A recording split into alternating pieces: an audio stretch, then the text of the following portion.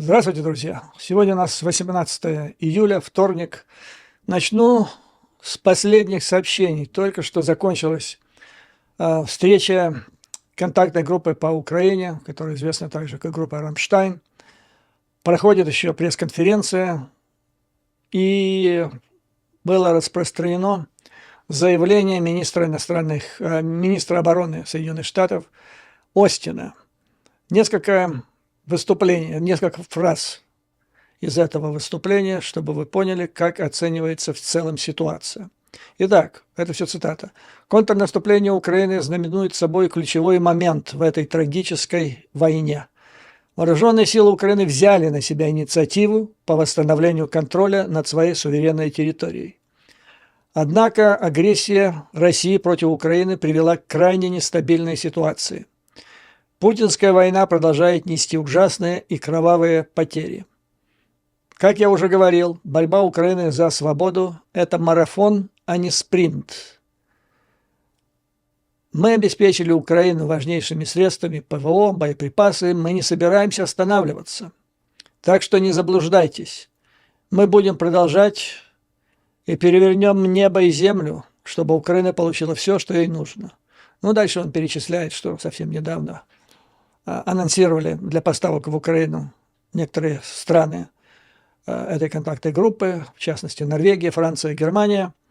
Ну и в заключение. Украина борется за свою жизнь. Ставки высоки.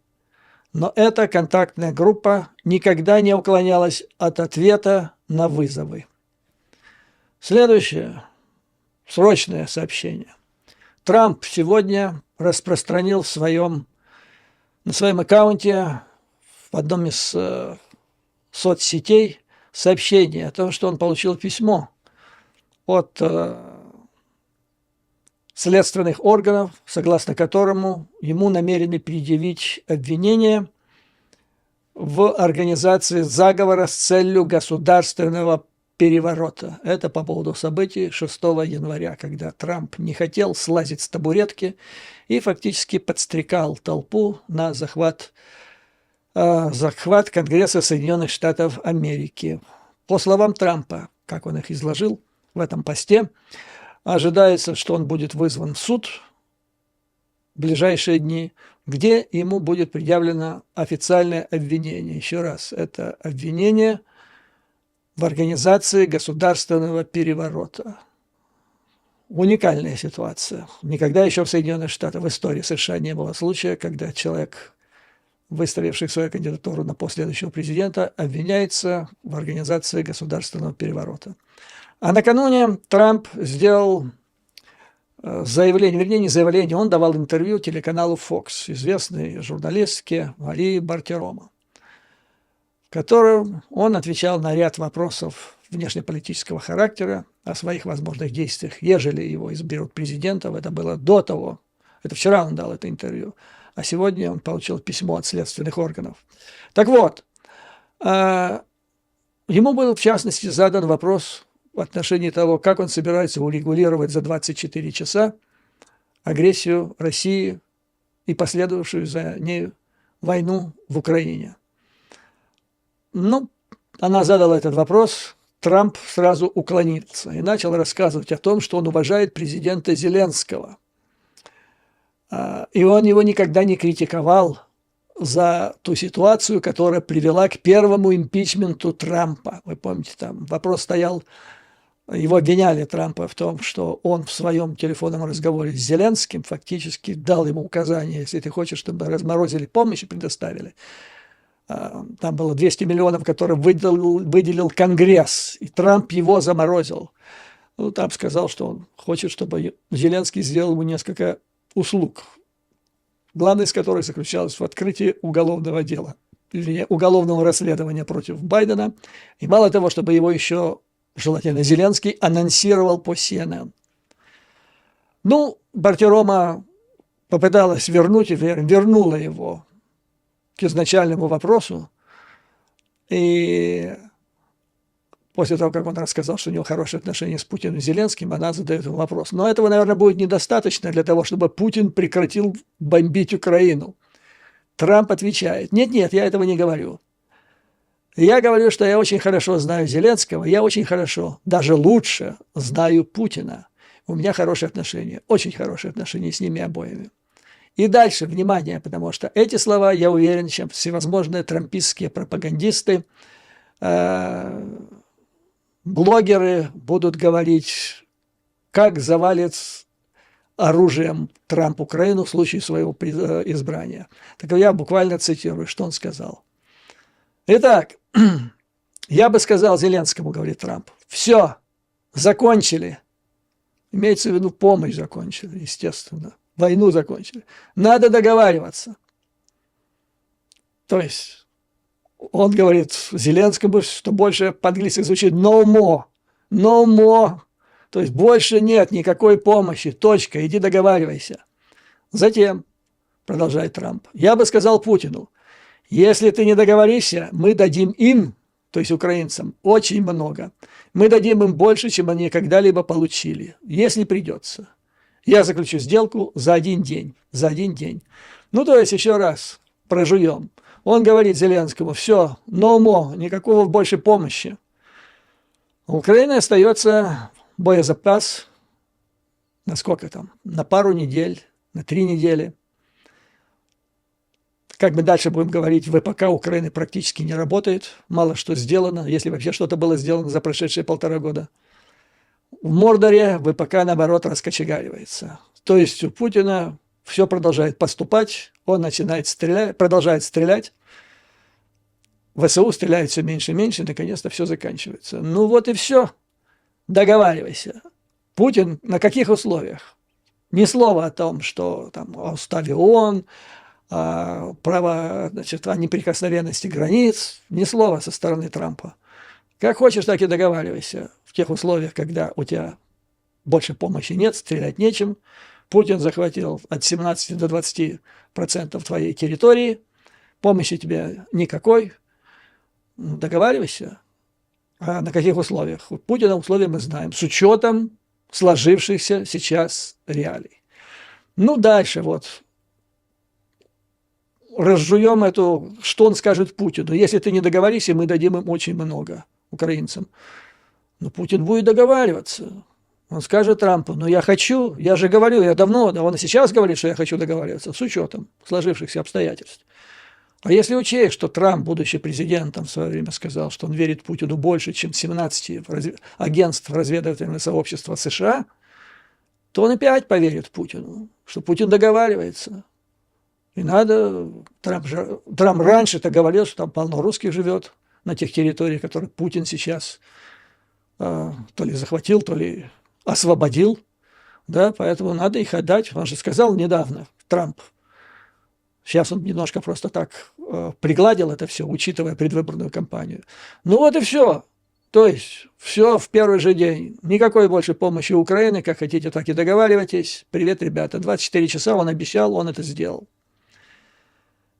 Так что смотрим теперь, каким образом повлияет это indictment или официальное обвинение в совершении уголовного преступления под названием «Организация и заговор», я уверен, там будет, с целью осуществления государственного переворота в Соединенных Штатах Америки. Не так давно я вам рассказывал об искусственном интеллекте и как он использовался некоторыми компаниями в Соединенных Штатах для того, чтобы предсказать и правильно предсказать даже день начала российской агрессии против Украины. И мне задали несколько вопросов. А вот на будущее, то есть они отчитались о том, какие успехи в прошлом, а на будущее этот искусственный интеллект ничего не прогнозирует. Прогнозирует. Я вам говорил о том, что они утверждают, что Путин не будет прибегать в обозримом будущем к всеобщей мобилизации, а то у него слабое место, он не хочет, чтобы началось какие-то волнения, недовольство среди матерей российских. Вместо этого акцент будет делаться на укрепление, увеличение численности ЧВК. Одно из них под эгидой «Газпрома» создается на полных парах с базой под Петербургом. Ну и ожидается новое. Вторая важная, вот особенно сейчас важное предсказание для Украины о том, что весьма вероятно сильный удар вооруженные силы Российской Федерации начнут в направлении Харькова. Это предсказание или оценка, была сделана примерно месяца 2 назад, до самых вот последних событий. Так что следим за харьковским направлением. Ну и, естественно, с этим мы перейдем к Керченскому мосту. Удар по Керченскому мосту. Что это было? Давайте разберем. Отставив в сторону ощущения радости и эйфории, и подъема, естественные в настоящих условиях. Мы просто так вот абстрактно посмотрим, что это было, что может быть, как это оценить. Ну, смотрите, значит, как меня учили, как я поступал, когда был на своей прошлой работе. Перед каждой разведоперацией ты берешь лист бумаги, прочерчиваешь посередине вертикальную линию, справа записываешь те плюсы, которые ты получишь или хочешь получить в результате этой операции. А слева ты записываешь те минусы, которые могут возникнуть при провале этой операции. Ну, а потом в конце сравниваешь, стоит оно того или не стоит, и что можно сделать для того, чтобы вот этих минусов было как можно меньше, а плюсов как можно больше. Уверен, что примерно так же планируется и спецоперации, такие как нанесение удара по Керченскому мосту. Первое, что очевидно произошло, этот удар имел огромный морально-психологический эффект. Но это примерно так же, как миссия Дулиттла, когда американские тяжелые бомбардировщики вскоре после Пёрл-Харбор отбомбились над Токио. Сильный удар нанесли, и их туда посылали как смертников. Я бы рассказывал несколько раз об этой миссии. Кто хочет расширить свои познания, может прочитать в интернете. В августе 1945-го нечто подобное совершила группа советских бомбардировщиков. Вылетело их 15, до Берлина долетело 5. Ночью Берлин был ярко освещен, они сбросили бомбы. Естественно, никакого существенного военного удара нанесено не было, но морально-психологический эффект был огромен. Так и с Керченским мостом. Украина в эйфории, люди радуются, и это правильно. Что касается Мордора, то Мордор очевидно в печали. Мордор потрясен. Потрясены его пропагандисты. Потрясен, очевидно потрясен бункерный сиделец. Они в замешательстве, обещают ответить. Ну, какой-то ответ уже последовал прошедшей ночью. В основном удары по портовым сооружениям Николаева и Одессы. Расстроена зерновая сделка. Если это на этом закончится, то, значит, со стороны Мордора это будет выглядеть как полный провал. Для них полный провал. Будем наблюдать вот за появлением вот этих минусов. И те, которые дополнительно, если не появятся, в значительной степени дадут нам понимание, в каком реальном состоянии находятся сейчас вооруженные силы России, потому что там проблем хоть отбавляй, и на что они еще способны, а на что уже не способны. То есть, с точки зрения морально-психологического эффекта, эта операция, безусловно, достигла своей цели. Но меня бы интересовал еще один вопрос, понимаете? Само по себе вот эта морально-психологическая цель, она важна, она достигнута, но важны и те последствия, которые последуют для Украины за этим. Какие будут ответные удары. Враг грозится страшными карами. Раньше он тоже грозился, он всегда грозился. В последнее время, чем больше он грозится, вернее, когда он даже грозится уже меньше, чем это делал раньше. Если все на этом успокоится, дай бог. Но для меня вот лично важно, это просто изолированный удар. Вот так дали подзатыльник, все смеются, враг в замешательстве. или же это начало операции вооруженных сил. То есть это первый шаг. Операции, основы которой много месяцев назад описал еще генерал Ходжес. Цель которой состоит в том, чтобы вообще перерезать этот Керченский мост, отрезать поступление ГСМ, ну и всех остальных, то есть всей той логистики, которая по нему поступает. А по нему поступает 25% логистики, по оценке американских экспертов, в группировку российских войск в Крыму. 75% поступает по наземному коридору с северной части, вот с Ростовской области и туда, значит, дальше на север. Так вот, значит, или же это является составной частью начала действительно крупной наступательной операции, цель которой отрезать с юга и севера российские войска в Крыму, ну и дальше начать приступить к их уничтожению. Так что будем наблюдать, во что это дальше выльется и превратится. Я очень надеюсь, что это будет не изолированный выпад, а это первый шаг. Почему мне не нравится это как изолированный выпад? Хотя, повторяю, морально-психологическое значение, еще Наполеон говорил, психологическое состояние, моральный психологический фактор по отношению к пушкам, железу там, и так далее, он расценивал как 3:1. В 3 раза важнее морального состояния, чем пушки и ядра. Но проблема в том, что враг, опять-таки, враг-то специфический, это же не первый удар, да, после первого удара тоже грозились, что мы там укрепим безопасность, и вроде они что-то укрепляли, и там у них целое отдельное подразделение есть, которое включает в себя элементы из различных и Росгвардии, там, и вооруженных сил, и из ФСБ, ну и вот он результат. Но вполне возможно, и они собираются это сделать, они уверенно заявляют, что это мы сделаем, будет создана система глобальной защиты этого моста как главного стратегического объекта. И, возможно, он таким и является для Кремля и лично для Путина. Это его как бы детище. Захват Крыма, затем этот мост, и удар по этому объекту, это удар по нему, по его престижу. И он это все прекрасно понимает. Тем более, что, судя по всему, они там собираются к очередным президентским выборам.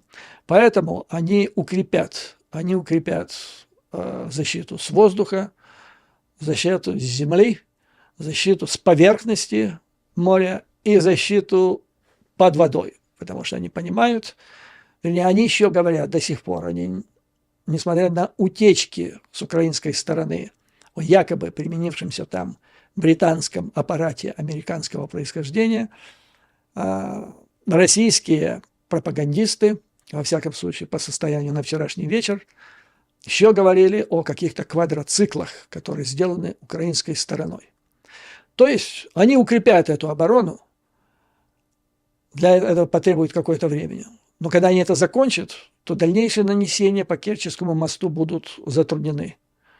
То есть я не говорю, что невозможно, но затруднены, и тогда, если понадобится действительно серьезно и основательно отрезать, разрушить этот мост, тогда это будет сделать гораздо труднее, чем сейчас. Ну, вопрос соответствия времени действия. Насколько вопрос актуален. Сделать это сейчас или сделать там через 3 недели, через месяц. Трудно сказать. Опять-таки, это надо садиться перед листом бумаги, проводить черту и записывать туда это и сюда.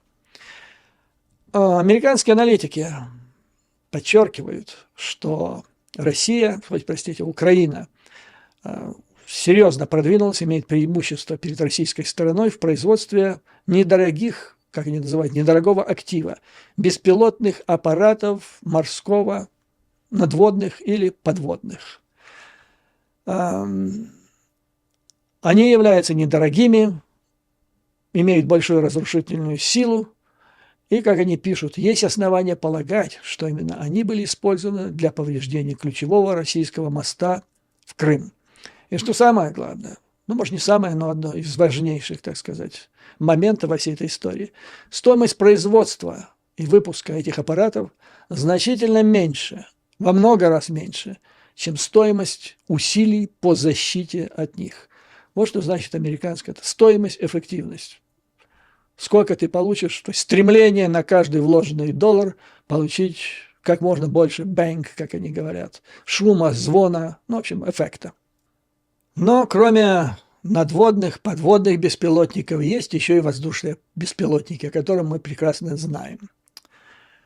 И вот буквально на днях я прослушал интервью на одном из YouTube-каналов. Я вам сделаю ссылку. Я считаю, что все должны это прослушать. В котором украинская активистка, волонтер Мария Берлинска, которая, как я понимаю, занимается этой деятельностью давно, чуть ли не профессионально, имеет очень хорошую репутацию в этой области, рассказала о состоянии дел с производством беспилотников и их, как результат, их наличия в ВСУ. Ситуацию она назвала катастрофической. Это при том, что сейчас и американцы говорят, ну и, судя по всему, это почти уже всеобщее мнение, что война на территории Украины сейчас все больше уходит в воздух, потому как беспилотники оказались чрезвычайно активным оружием для уничтожения как бронетехники, так и живой силы противной стороны. И вот что получается. В общем, стартовые возможности и позиции Украины и России в начале российской агрессии в области беспилотников были примерно одинаковые. То есть у Украины было их там, не помню, то ли 16, то ли 20 байрактаров. В России тоже их было не шибко много. И вот Ирак поставлял, ну сколько он их-то поставлял? Несколько сот. Сейчас речь пошла даже не на тысячи, а на десятки тысяч. То есть Россия сумела за вот эти 500 с чем-то дней организовать у себя массовый выпуск этих дронов. Там много торговых центров освободилось в результате санкций. Западные компании ушли.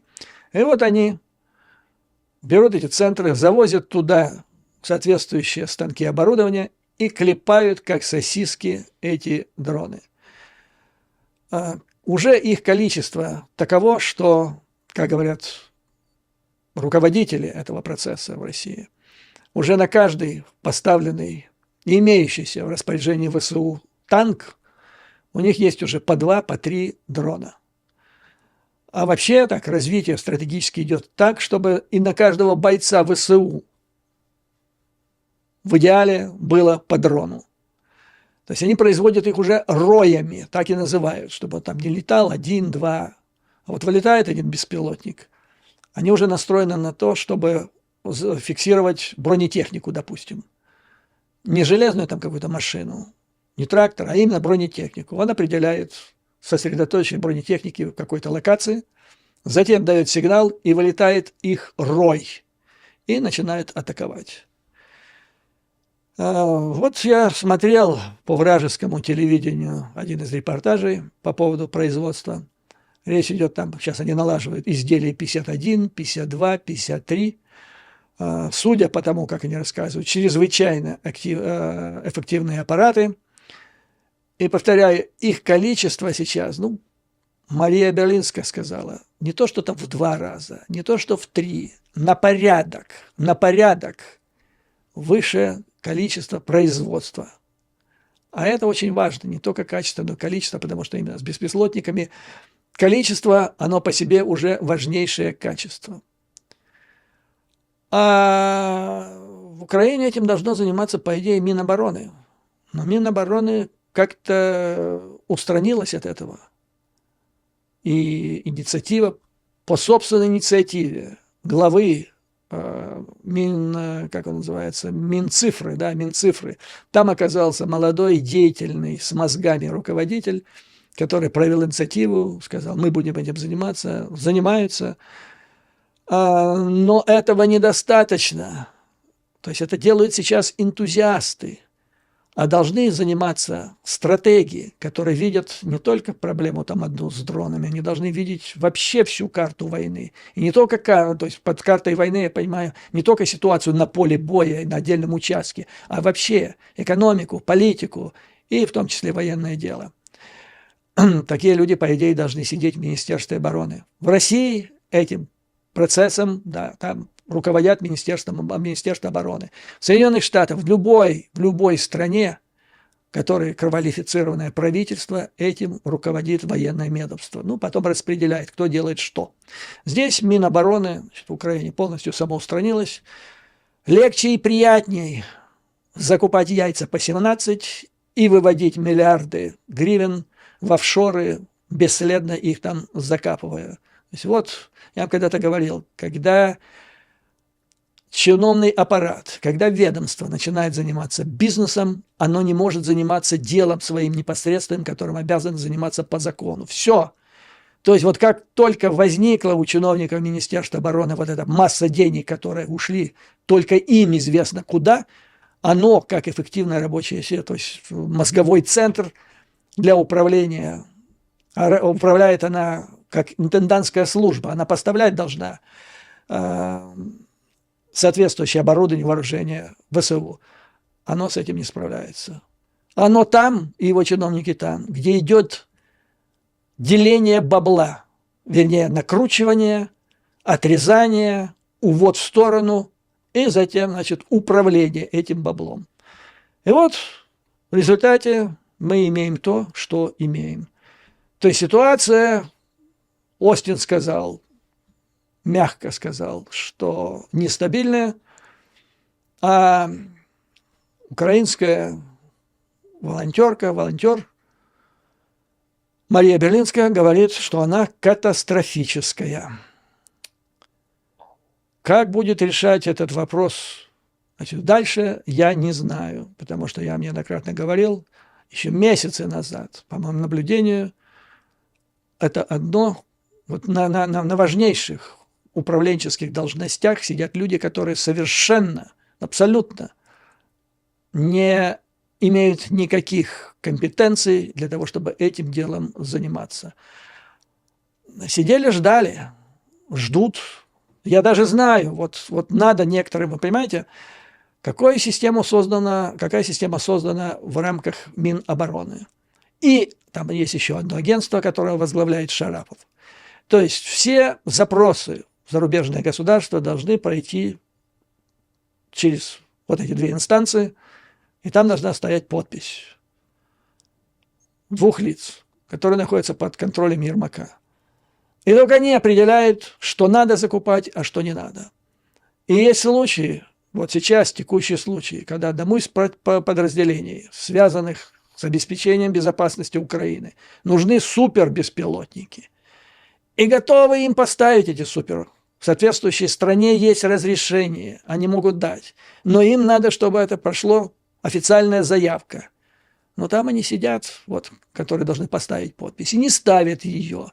Потому что когда, я вам тоже говорил это, еще до того, как прослушал это интервью о состоянии дел с дронами в Украине, потому как главным критерием при закупке Министерством обороны, вернее, не всем министерством, потому что Резников там, по большому счету, он так, председатель ФУКС, он сейчас там сидит и сидеть будет, я надеюсь, в другом месте, когда это все закончится.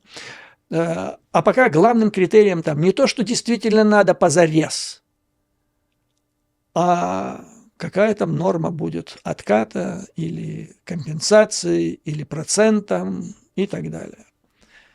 Такая вот, господа, ситуация. Я прикреплю ссылку на это видео, интервью Марии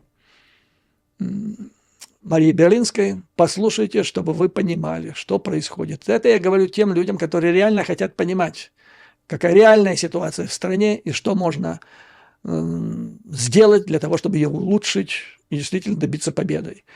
Есть другие люди, я читаю, которые... Они взволнованы, и это понятно происходящим, тяжело переживают. И для них они смотрят на видео как на успокоительную таблетку, снотворное. Хотят это увидеть. Это другая категория. Осуждать их невозможно, и нет смысла, и не надо. Но я это все рассказываю для тех, кто хочет получить реальную информацию, и чтобы вот это знание, в конце концов, вылилось в реакцию людей, потому что иначе можно проспать все, в том числе и собственную страну. Вот, кстати, у меня есть обратная связь. Пишут мне, сообщают бойцы одного из подразделений теробороны Украины. Ну, вы знаете, что такое тероборона. Это добровольцы, это люди, которые пошли по долгу сердца и совести защищать свою страну. Но они не действуют самостоятельно, их прикрепляют к какой-то там бригаде вооруженных сил Украины. И их судьба, как они говорят, зависит от командира этой бригады.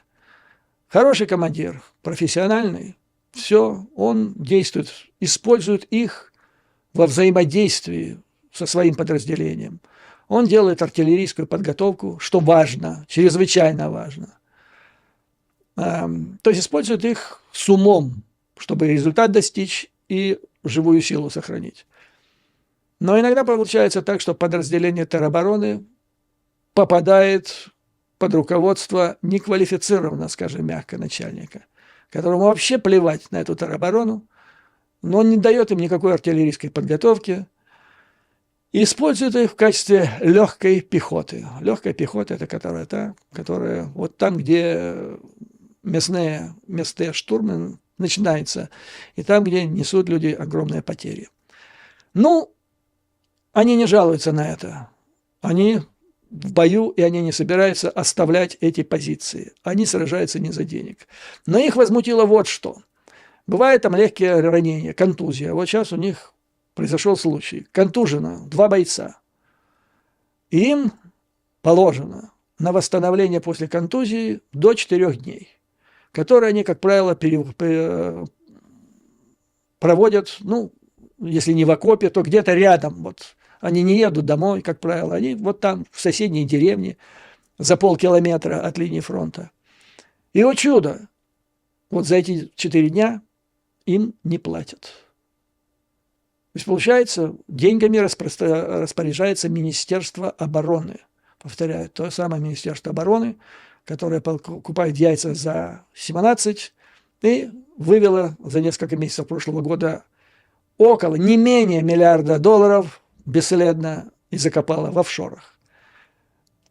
И вот эти бойцы, которые, значит, общались со мной, они в состоянии, ну, как бы сказать, ажитации или легкого волнения, или массового и глубокого возмущения.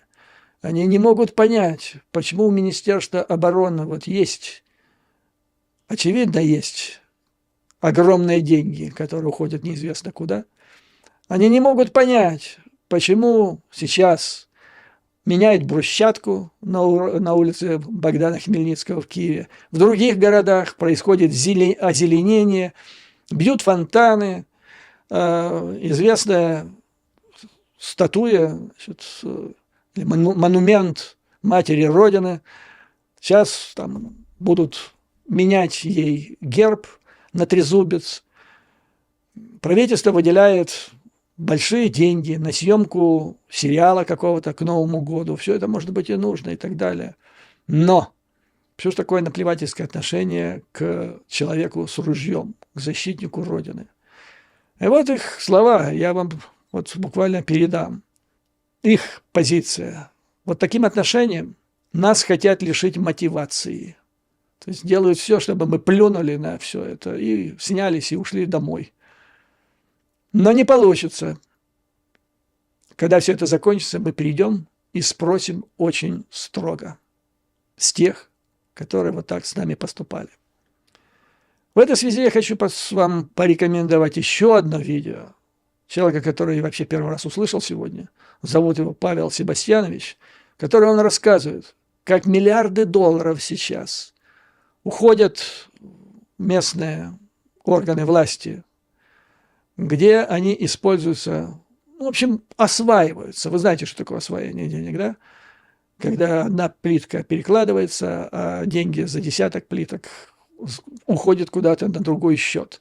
И таким образом растрачивается, выбрасывается на ветер миллиарды, в то время, когда враг на полных парах укрепляет свою оборону, и Украина, вооруженные силы Украины отстают от него в важнейшем компоненте на порядок. Сегодня я нашел материал, который впервые поставил вопрос, который нужно было поставить уже давно.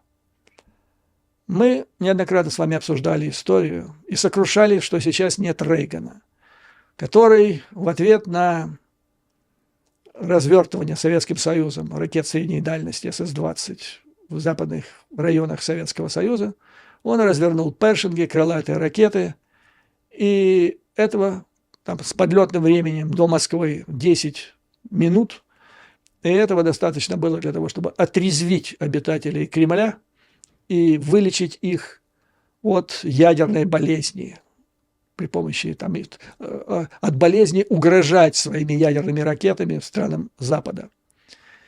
Я долго ждал, когда же это начнется сейчас, это движение в этом же направлении. Особенно я ждал это, когда Кремль заявил о развертывании своих тактических ядерных боеголовок в Беларуси. Ну, мы знаем, что там якобы поставили, хотя у меня есть скептический источник в правительстве Великобритании, который занимается вот этими вопросами вплотную. Он утверждает, что вот эти «Искандеры», которые были поставлены, что это бутафорские изделия, а не реальные носители. Но даже допустим, реальные носители. Он также утверждает, что никаких реальных тактических боеголовок не поставлено, потому что, ну, это такой процесс обращения с тактическим оружием, который невозможно скрыть. Он визуально проявляет себя вовне. Но сам факт, это опять этот черт, гном этот злобный, ядерный гном в Кремле, он опять трясет ядерными причиндалами. И он будет трясти все больше и больше, и когда-то он развернет, если так дело и будет продолжаться безнаказанно, он развернет и настоящее. И до этого лучше не доводить. Так вот, значит, нужен ответ. И вот сегодня впервые я прочитал материал по этому поводу. А сначала, мы помним, да, сначала было слово. То есть теперь в экспертном сообществе США возник вопрос. Ребята, надо отвечать. Статью опубликовал известный центр, мозговой центр или научно-исследовательский центр, или консультативный, под названием «Центр европейских исследований». Находится он в Соединенных Штатах Америки.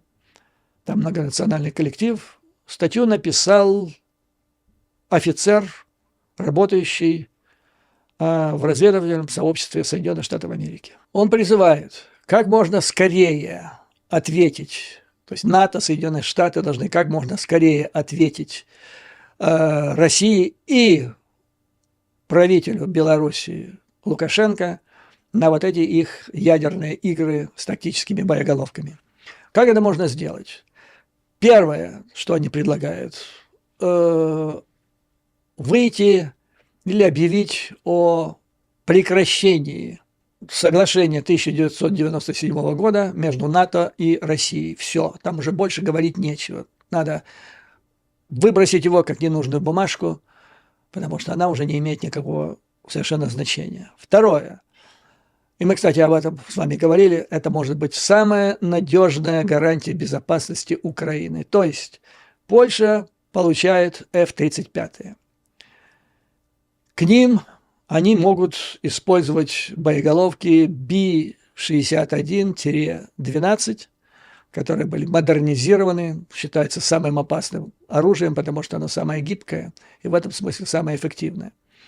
И Польша добивается включения в программе sharing, то есть о праве иметь nuclear sharing, то есть это право иметь на своей территории ядерные боезаряды в рамках НАТО. Ну, сейчас вы знаете целый ряд таких государств, таких как Германия, Бельгия, Нидерланды, Италия, если я не ошибаюсь, имеет это Турция.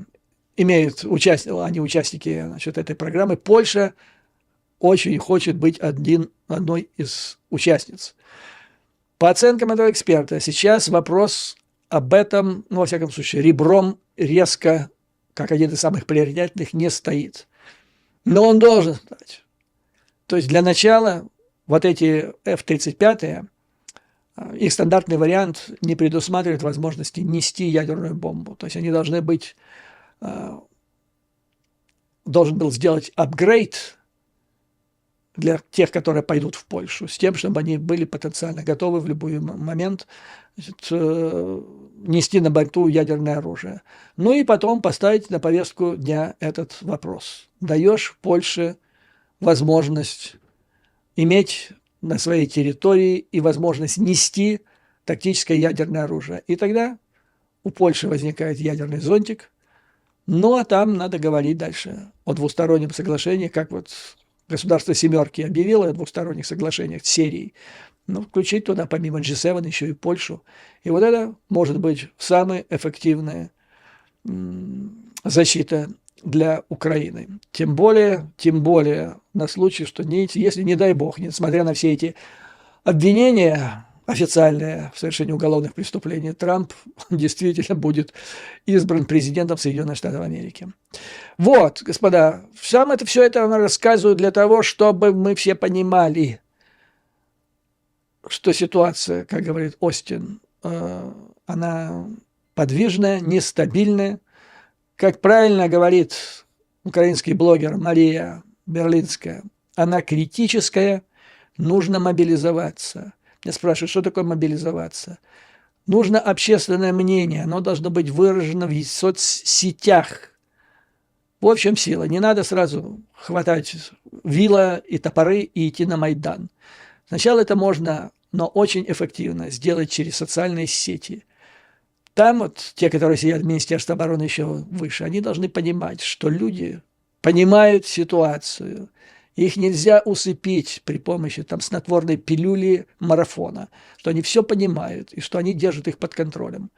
Удержать воров и бездельников, значит, от совершения глупостей и должного воровства можно только при строгом контроле над ними со стороны общественности. Поэтому я вам все это и рассказываю.